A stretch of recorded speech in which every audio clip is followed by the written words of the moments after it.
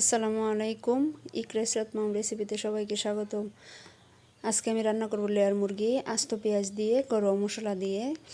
আপনারা দেখেন আমি সহজভাবে রান্নাটা করব, সেজন্য আমি এখানে একটা প্যান বসিয়ে দিয়েছি চুলাতে, আর প্যানের মধ্যে আমি তেলও দিয়ে দিয়েছি। তেলটা গরম হয়ে আসছে, এখন আস্ত মশলাগুলো দিয়ে দিলাম। আস্ত মশলার মধ্যে দিয়েছি এলাচ, দারুচিনি, লবঙ্গ, তেজপাতা। আর আস্ত মশলাগুলো কিন্তু আমার ভাজা হয়ে গেছে। তেলটা অনেক গরম ছিল, সেজন্য এখন পেঁয়াজ কুচিটাও ছেড়ে দিয়েছি, আর পেঁয়াজ কুচিটাও আমার ভাজা হয়ে আসছে। এখন এখানে আমি আদা রসুন দিয়ে দেবো।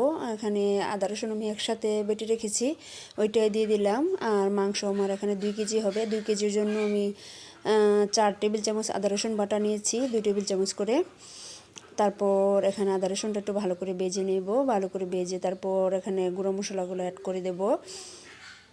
দেখেন আমার আদা রসুনটাও কিন্তু ভাজা হয়ে গেছে। এখন আমি গুঁড়া মশলাগুলো দিয়ে দিতেছি। গুঁড়া মশলার মধ্যে দিতেছি লবণ, মরিচ, ধনিয়া, হলুদ, জিরা, গরম মশলা, তারপর রাঁধুনি মাংসের মশলা।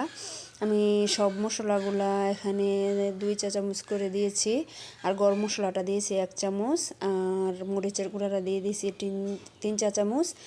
আর মরিচের গুঁড়াটা আপনারা যার যার স্বাদ অনুযায়ী অথবা যে যেরকম ঝাল খেতে পছন্দ করেন সেরকমই দিবেন। এখন আমি মশলাটা কষানোর জন্য একটু পানি দিয়ে দিলাম। পানিটা দিয়ে এখন মশলাটা ভালো করে কষিয়ে নেব যতক্ষণ পর্যন্ত মশলা থেকে তেল ছেড়ে না দেয়। যে দেখেন আমার মশলা থেকে কিন্তু তেল ছেড়ে দিয়েছে, মশলাটা একদম কষানো হয়ে গেছে। এখন আমি মাংসটা ছেড়ে দেব। যে দেখেন মাংস কিন্তু এখানে আমার 2 কেজি আছে। আমি 2 কেজির ওপরে মুরগিটা এনেছিলাম, আর এখন কেটে ধুয়ে বেছে আমার 2 কেজির মতো আছে। এখন আমি মাংসগুলো একদম নেড়েচেড়ে মশলার সাথে মিশিয়ে নেব। মিশিয়ে তারপর এখানে ঢাকনা দিয়ে ডেকে রান্নাটা করব। আর এখন আমি হাই হিটে একদম কষিয়ে নেব।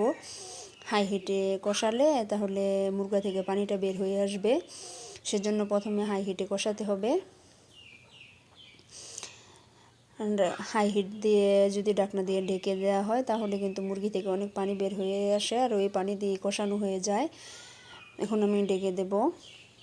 যে দেখেন আমি কিন্তু ডেকে হাই হিটে বসিয়ে রেখেছিলাম। এখন আমার দেখেন মুরগি থেকে কতগুলা পানি বের হয়ে আসছে, অনেকগুলা পানি বের হয়ে আসছে, কিন্তু আমি কিন্তু পানি একটু দেইনি। এখন দিয়ে দিতেছি টমেটো ফালি, আর আমি এখানে ছোট সাইজের 2টা টমেটো কেটে রেখেছি, ওইটাই দিয়ে দিলাম।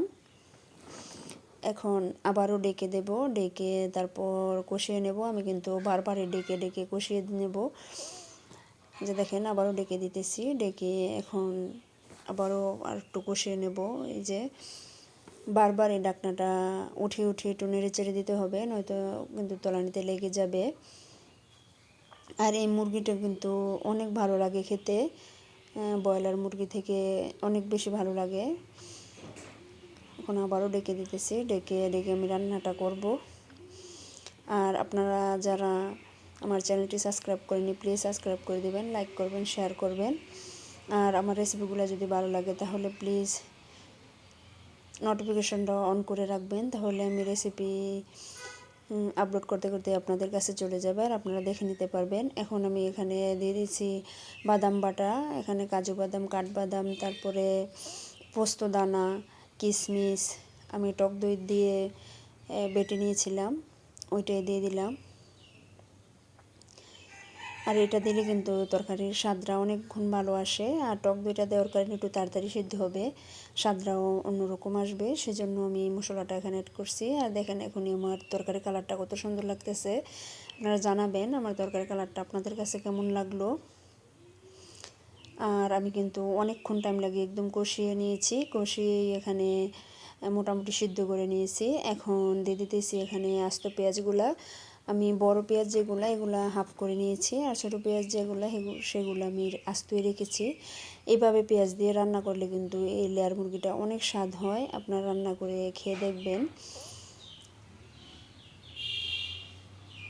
এখন নেড়ে চেড়ে আমি এখানে ঝোলের পানি অ্যাড করে দেব।